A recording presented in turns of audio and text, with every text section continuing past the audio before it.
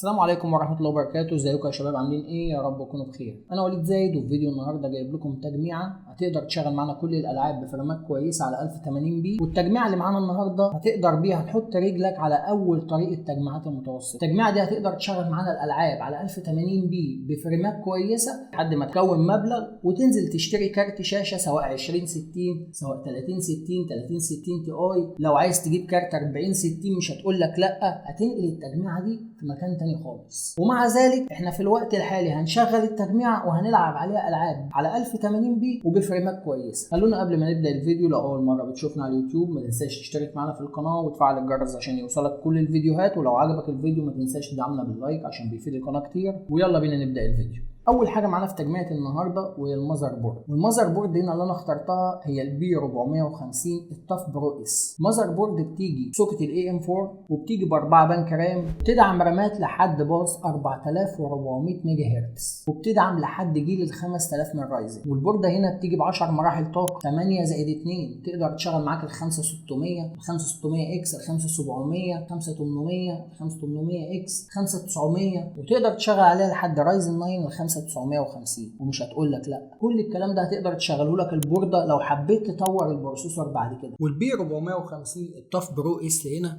بتيجي ب 2 يو اس بي 2 وبتيجي ب 4 يو اس بي 3.2 جين 1 وبتيجي ب 2 يو اس بي 3.2 جين 2، واحد تايب A وواحد تايب C، وبتيجي بالزرار نقدر نعمل منه فلاش للبايوس، وبتيجي بمدخل لان 2.5 جيجا بايت، بتيجي ب HDMI وديسبلاي بورد، وبتيجي بكارت صوت الريلتك الاس 1200A، وده كارت صوت محترم قوي على فكره، وبتيجي بمدخلين M.2، واحد بي سي اي 3 وواحد بي سي اي 2، وبتيجي باربع مداخل للساتا تقدر تركب عليها 4 عرضات ساتا. وسعرها في سوق المستعمل بيبدا من 3500 جنيه ل 3800 جنيه سواء على الماركت بليس في الفيسبوك او على اوليكس. وتاني حاجه معانا في تجميعه النهارده وهي البروسيسور. والبروسيسور اللي انا اخترته النهارده هو الرايزن 5 ال 4650 جي.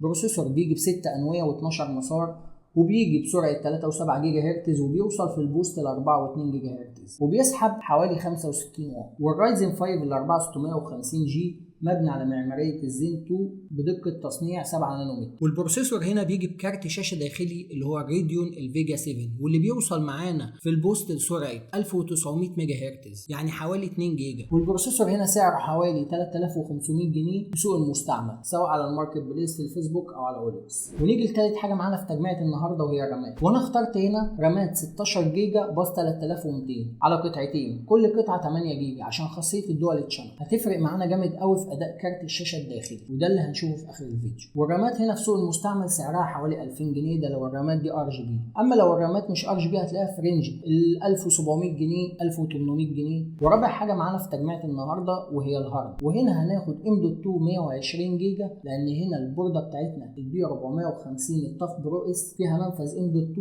هنحاول نستفاد بيه ونجيب M.2 120 جيجا، وده سعره حوالي 400 جنيه في سوق المستعمل عشان نسطب عليه نسخه الويندوز والبرامج المهمه بتاعتنا، واللي هيفرق معاك قوي في اداء التجميع. وهناخد معاه هارد 1 تيرا عشان نخزن عليه الالعاب بتاعتنا، وده سعره في رينج من 700 ل 800 جنيه في سوق المستعمل. وبالنسبه للكيسه والباور سبلاي هنجيبهم جداد، وهنا هناخد اي كومبو، وانا اخترت لك كومبو من انتك اللي هو الانتك الام اكس 360. كيسه بتيجي بباور سبلاي اتوم 450 واط يقدر يشغل معاك اي كارت شاشه. والكيسه هنا بتيجي باربع مراوح ادريسابل ار جي بي، وبتيجي مساحتها كويسه قوي انك تقدر تركب فيها اي كارت شاشه، مش هتعمل لك اي مشكله مع كارت الشاشه، وتقدر تشيل معاك كروت شاشه لحد ال 4060 وال 4070. وفي نفس الوقت التهويه بتاعت الكيسه محترمه قوي، وبتيجي بخامات تصنيع كويسه جدا، وسعرها في السوق جديده 2400 جنيه بالباور سبلاي. وبكده يكون سعر التجميعه كامله 12500 جنيه. تعالوا نشوف اداء التجميعه في الالعاب عامل ازاي ونرجع تاني.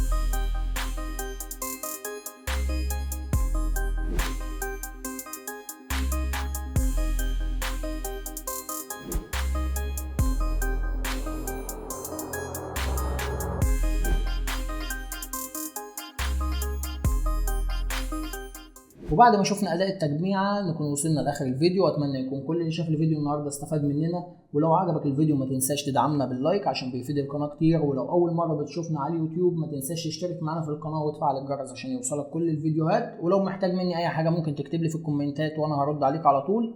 كان معاكم وليد زايد، سلام.